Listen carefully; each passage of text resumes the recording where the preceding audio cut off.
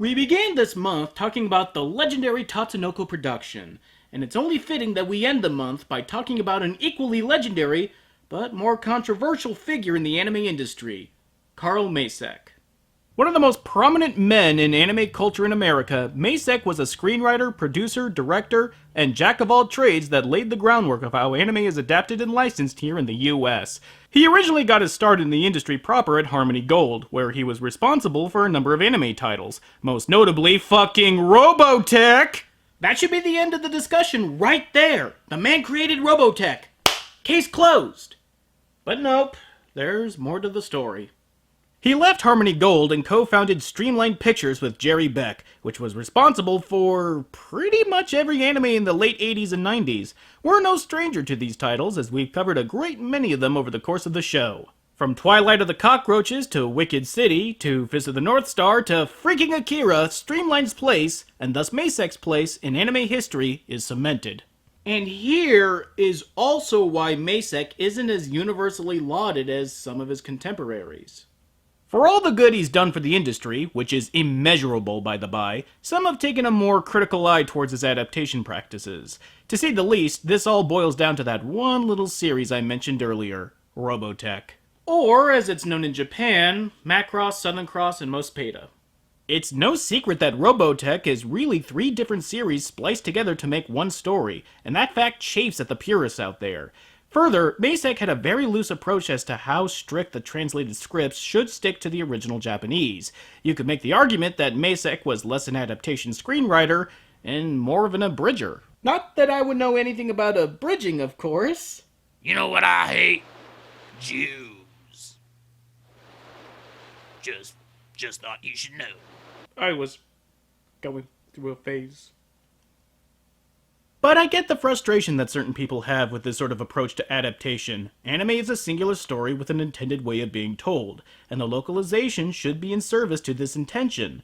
But I believe there is more than one way to keep true to this. There's a reason why scripts aren't directly translated, and that's not just because of the lip flaps. Japanese is a very context-based language, and often relies on situational phrases that are left unsaid, or on the way a certain word or phrase is said. It's like the difference between the word toss and throw. Both mean the exact same thing, but one is more appropriate to the situation than the other. For an apropos example, we all know that Omewa mu shinderu means you're already dead in English. However, you can't use that line in the dub because Omewa mu shinderu has 8 syllables, and you're already dead has 5. So how do you account for the 3 missing syllables? That's right. In fact, you're already dead. Well, you have to go off script. In a war of extremes, I'll always side on Macek's, because to me, it's more important that the anime not only tell a competent story, but also a compelling one. And if that means having to edit the script or edit the footage, then I begrudgingly accept it. Besides, I believe there's a certain artistry to the way Macek developed Robotech that goes beyond your typical cut-and-paste job like Space Thunder Kids. Sure, it helps if you're pulling from sources that don't look like they were animated by a bunch of chimps, but that's not to detract away from what Macek did. I view it in similar terms to sampling and hip-hop. Sure, Stevie Wonder never intended his song Pastime Paradise to be about the dangers and self-destructive path of LA street life in the mid-90s, but Coolio sure thought it could.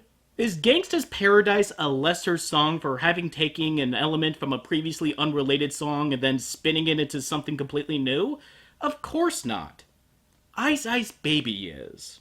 Regardless of how you feel about the man and his means of localization, the anime scene in America would be a vastly different place without Macek, if it would exist at all.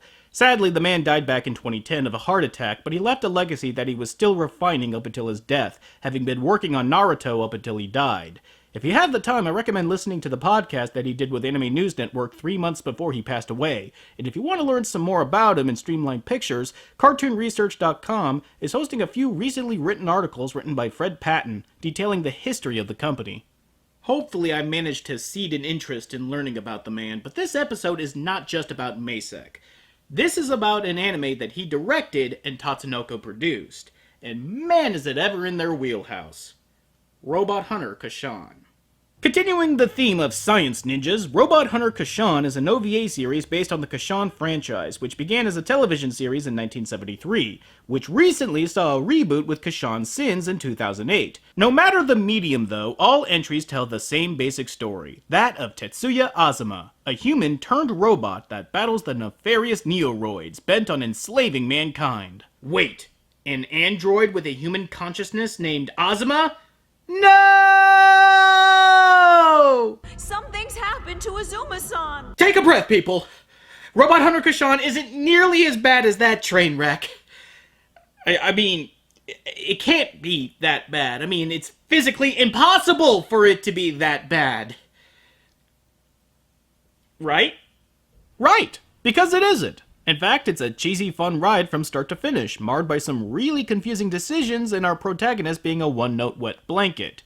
Normally, such a main character would be the kiss of death for your story, but thankfully there is just enough here to keep this from being an unbearable sit. Grab your hunting cap and shotgun, because it's robot season. We begin with our necessary exposition, explaining that this is a future that has been taken over by the robotic Black King, who, I'm not gonna lie, looks like Patrick Warburton if he was cast as Colossus. Seems his rule is nearly complete, but there still remains pockets of human resistance. Worse still is that rumors are spreading that their last hope and savior, Casshern, is out there destroying robot plants and supply lines. One must wonder why they're using human slave labor when they could just easily take a robot off the assembly line lickety-split. I mean, robots programmed to do manual labor will do manual labor, even without protest. And plus, they don't do shit like this. I'm a human being, not some robot you can control with a push of a button. I'm leaving here. I'm walking out. Let's see you try and stop me. Okay, I'll admit, I want to know where this is going.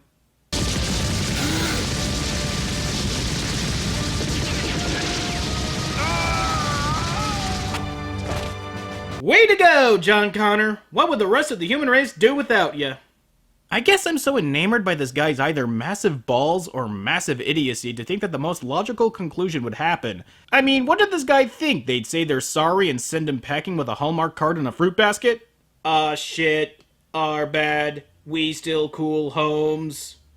The robots only leave one alive as a reminder to the other humans that their ass is grass, but hope burns eternal when Luna, a resistance fighter who has a past with Casshern, arrives to set the prisoners free. Yeah, Luna just kinda bops into this maximum security prison camp like it ain't no thing. God damn, she could probably sneak a fart past Sam Fisher. Or, more likely, this prison camp is about as secure as Apple's iCloud. And it seems I'm correct, as Casshern also appears in this prison, ostensibly to have a lonergasm with Luna. You must realize you are no match for the robots. Go before you are hurt or worse. Tetsuya. If you want to die, it is no concern of mine. I do not know you.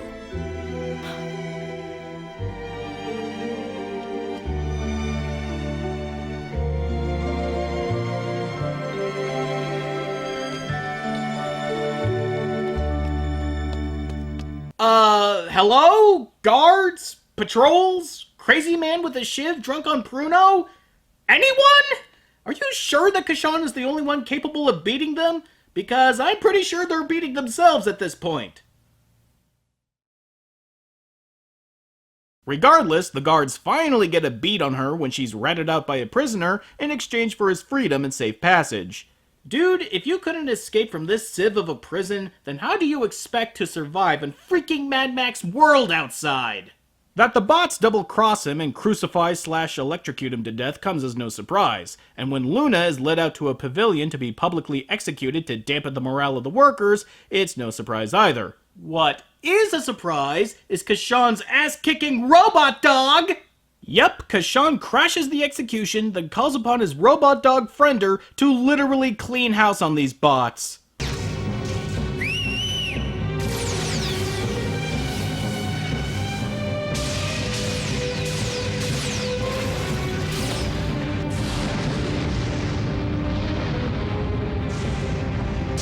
That should not be possible, but I don't fucking care! I love this dog! Look at this pup just pimping in and schooling these punks. He makes Casshern look badass just by association. The fight culminates in Casshern confronting the Black King, but not before he takes his advisor and rips his fucking head off like a top on a soda can. But the day remains to be saved as the Black King retreats, leaving the rest of the humans to cheer for their new champion. From here on out, the anime series takes a more episodic approach, with each episode being a bookended segment. So if it's all the same with you, I'm going to hop off this plot summary structure for this review and talk a bit more about the characters. Luna and Casshern are supposed to be the main crux of the story, driving the plot as they journey towards the last remaining bastion of humanity in Australia to deliver Luna's weapon, which serves as the key to defeating the Black King's army. This is all well and good, but their interactions typically follow a very set way. Luna tries to reach out to Casshern, bringing up their past, and Casshern pushes her away, not wanting to get her involved. If he wanted, the Black King could crush their army in a second, but instead he's holding back. Casshern! It's nothing. Luna, you have proven yourself many times over in this fight. You should go home now, back where you belong, back to a life that's human and normal. I will go when you're willing to go with me. It's far too late for that. Right here is where I belong. I have no home but this now. It's tiring, to say the least. What's frustrating is that there are times when the anime does these melodramatic scenes perfectly, like here when he confronts the visage of his mother, that is projected from a robot swan, after he escapes a battle by hopping into his dog that transforms into a jet. It's anime, okay? But the scene is handled otherwise thoughtfully, having no dialogue spoken whatsoever, and yet the intended emotion of the scene is still present and thoroughly felt.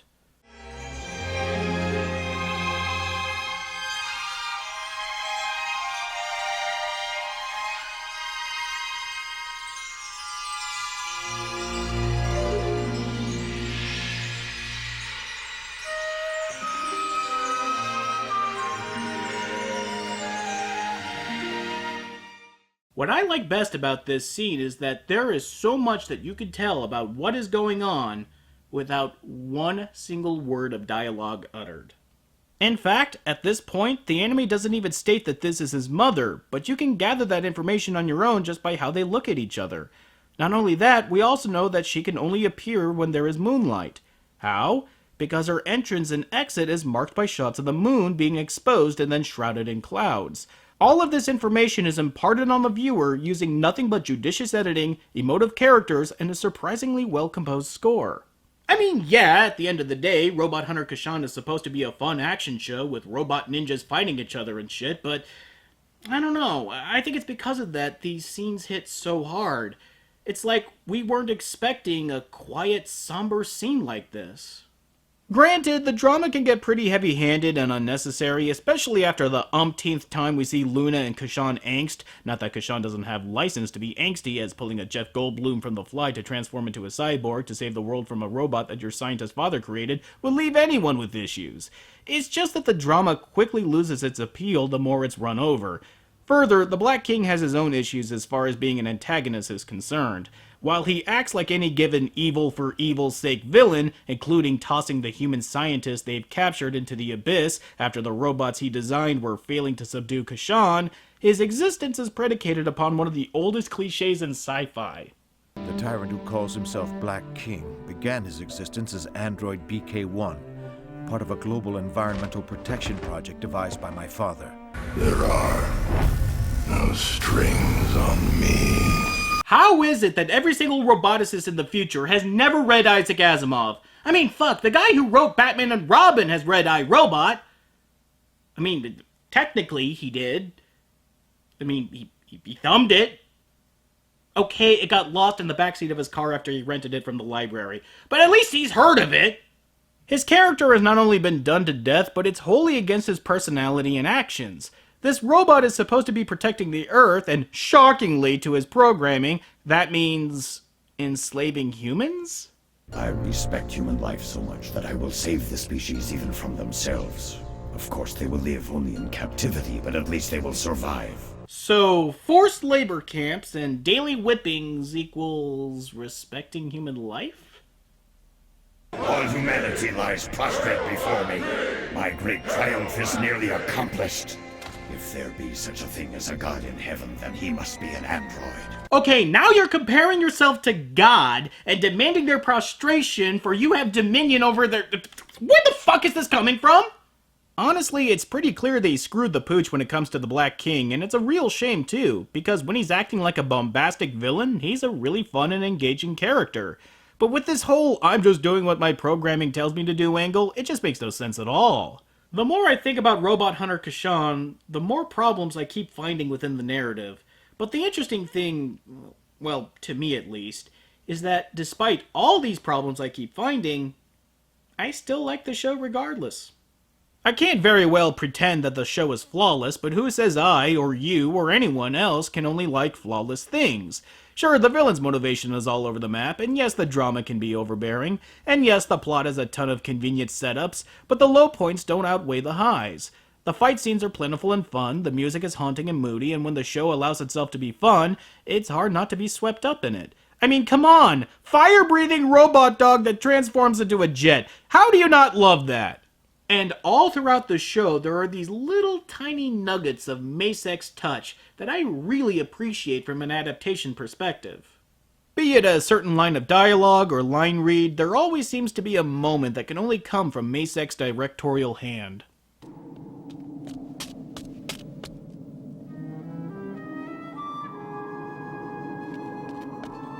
Damn, I wished I'd met that girl in peacetime. There. That little aside that doesn't advance the plot at all, nor does it explicitly state the character's feelings, and yet still leaves a lasting impression upon the audience. That has Masek written all over it. In fact, that little line really encapsulates my feelings on the show, a series of moments that I find myself hard-pressed to not love. It's a shame that the show couldn't pull all these disparate parts into a cohesive whole, but an imperfect picture doesn't mean it's unworthy of admiration. I don't think I can wholly recommend Robot Hunter Casshern to just anyone, but if you are into older anime, especially 90s anime, then this will scratch your nostalgic itch. And if you don't know much about Carl Masek, then this will prove to be an easier watch than trying to sit through Robotech in one sitting.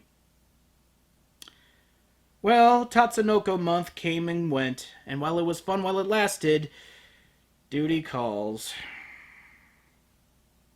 Till next time.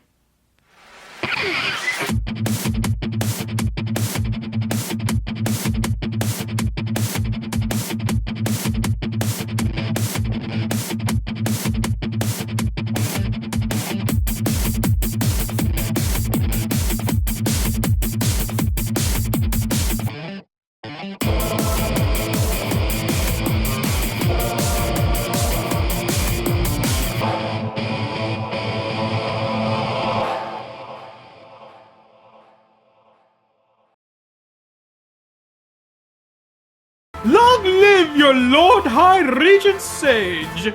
Long live Benetopia!